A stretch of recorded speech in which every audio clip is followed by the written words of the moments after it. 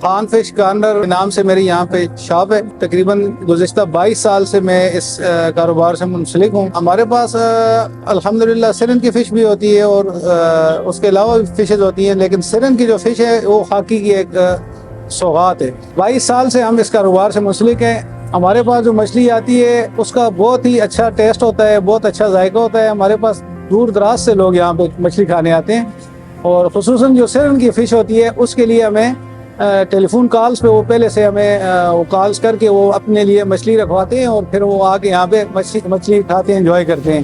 بارش کے ایام جو ہوتے ہیں جب ٹھنڈ بڑھ جاتی ہے تو ہمارے پاس مچھلی کی سیل میں اضافہ ہو جاتا ہے، رش بڑھ جاتی ہے ہمارے پاس، اور کے دن اور جمعے کے دن ہمارے پاس رش زیادہ ہوتی ہے.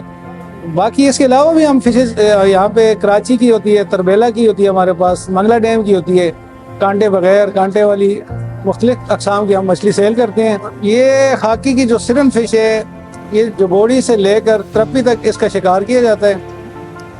وادی تناول میں ترپی تک یہ جاتے ہیں، اور اوپر یہ اپر جبوڑی کے علاقے تک یہ جاتے ہیں، یہاں سے شکاری ہمارے جو ہوتے ہیں.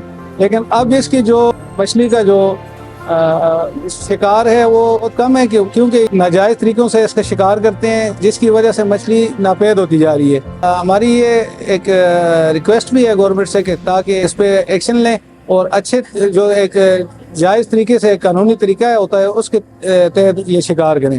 بہت دور دور سے لوگ آتے ہیں، اسلام آباد، لاہور، گجرانوالہ، اگی، بڈگرام. جب ہمارے پاس دیسی مچھلی دریائے سن کی آتی ہے، یہاں پہ آتی ہے، جو ہم صحیح طریقے سے اس کو صاف کرتے ہیں، پھر اس کو مسالے لگاتے ہیں، دیسی مسالہ. اس میں دھنیا اور جمین اور زیرہ اور داڑا مرچ اور تھوم اور ادرک اور سرکہ اس کے اوپر استعمال کرتا ہے. وہ بہت لذیذ ہوتا جاتا ہے.